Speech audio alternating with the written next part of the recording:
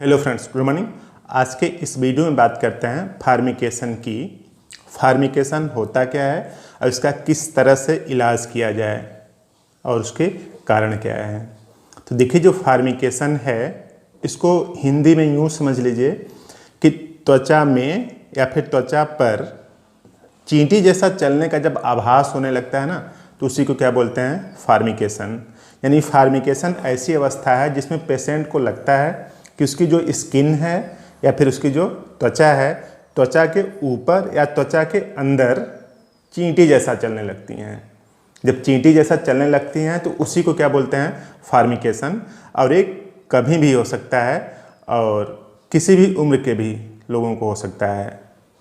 तो फार्मिकेशन इसी को बोलते हैं। तो दरअसल फार्मिकेशन नाम इसका इसलिए है ना कि जो लाल चींटी होती है ना, उसका जैव वैज्ञानिक नाम क्या है, फार्मिका रूफा। तो फार्मिका रूफा उसका जैव वैज्ञानिक नेम है और वो चींटी जैसा चलता है, तो इसीलिए उसका नाम क्या लग दिया गया है, फार्मिकेशन। यानी ये सेंसेशन है, आभास है। चींटियाँ चलती नहीं वहाँ पे, स्किन के अंदर या स्किन पे चींटियाँ चलती नहीं हैं, लेकिन सिर्फ आभास होता है कि चींटी चल रही हैं। तो चींटी चलने का जब आभास हो तब उसी अवस्था क्या बोलते हैं, फार्मिकेशन। तो देखिए, जो फार्मिकेशन के कई कारण हैं। त्वचा में के अंदर चींटी जो चलती है ना, तो उसके टोटल 6 रीजन हैं, प्रमुख 6 रीजन हैं। उनके अलावा भी और कई ढेर सारे रीजन हैं। तो आज हम 6 प्रमुख कारणों की बात करते हैं जिससे कि त्वचा के अंदर चींटी जैसा चलने का आभास होता है। तो टोटल 6 रीजन में सबसे पहला रीजन है ना, मीनोपास। मीनोपास एक ऐसी अवस्था है जिसमें कि पीरियड आना बंद हो जाता है। लगभग 40 से 45 साल की एज में जब पीरियड आना बंद होने लगता है, तब हार्मोन का सिक्रेशन कम होने लगता है।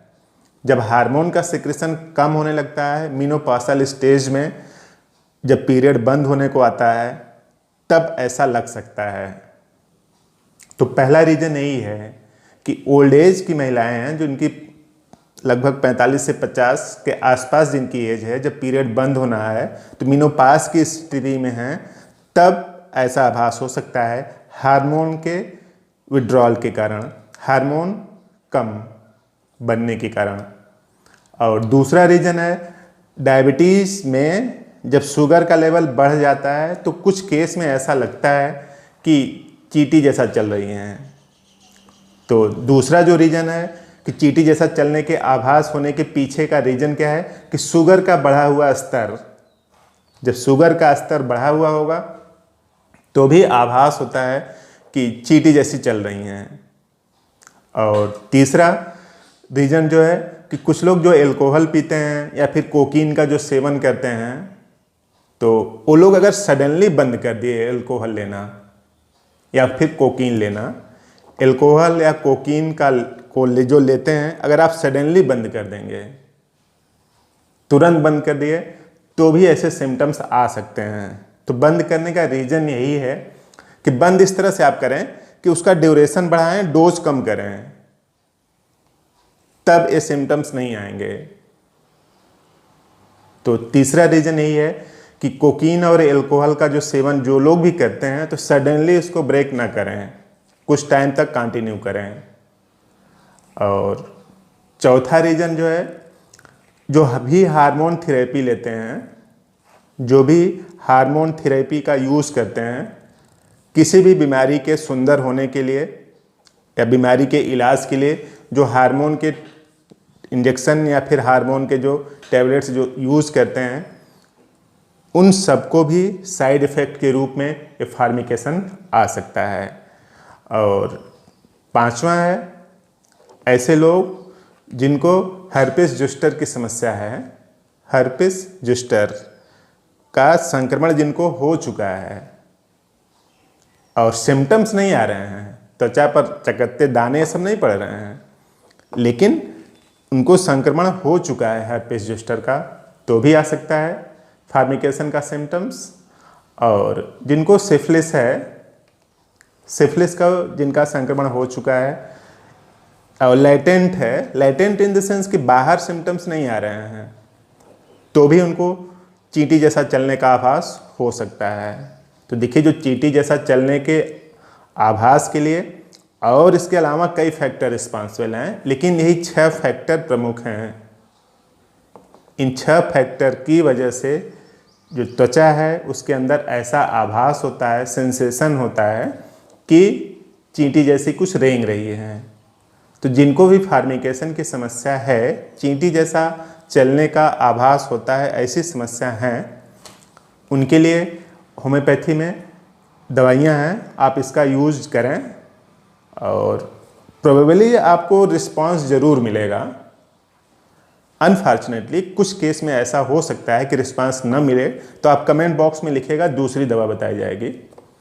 तो पहली दवा है सल्फर 200।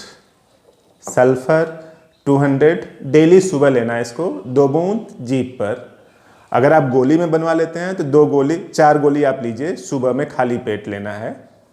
और दूसरी दवा है सिकेल कार्न।